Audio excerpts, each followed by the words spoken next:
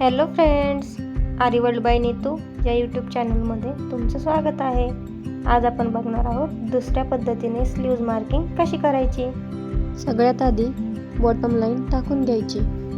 व्हिडिओमध्ये दाखवल्याप्रमाणे खाली अर्धा इंच सोडून बॉटम लाईन टाकून घेतली। त्यानंतर बॉटम लाईनचा मध्य करून मिडल लाईन आखून घ्यायची।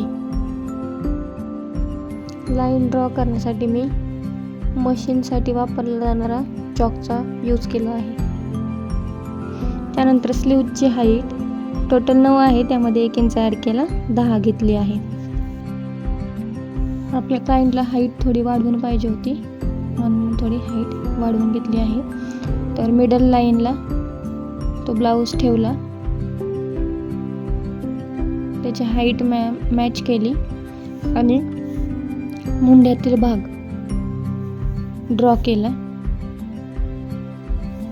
व्हिडिओमध्ये दाखवल्याप्रमाणे बॉटम लाईनला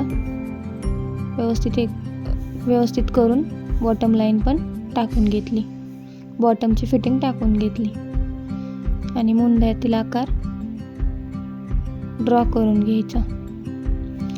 त्याच पद्धतीने दुसऱ्या साईडला सुद्धा मिडल लाईनवर ब्लाऊज ठेवून मापे टाकून घ्यायचे, व्यवस्थित मॅच करायचं लाईनवरती आणि मुंड्यातील आकारावर ड्रॉ करायचं। या साईडला सुद्धा बॉटमची फिटिंग टाकून घेतली आणि मुंड्यातील जसा आकार आहे आतला बाहेरचा तो टाकून घ्यायचा। अशा पद्धतीने आपण मार्किंग केली आहे। आता ह्या जे पॉइंट दिले ते ड्रॉ करून घ्यायचे। तर चॉकच्या साहाय्याने हे पॉइंट डार्क करून घ्यायचे।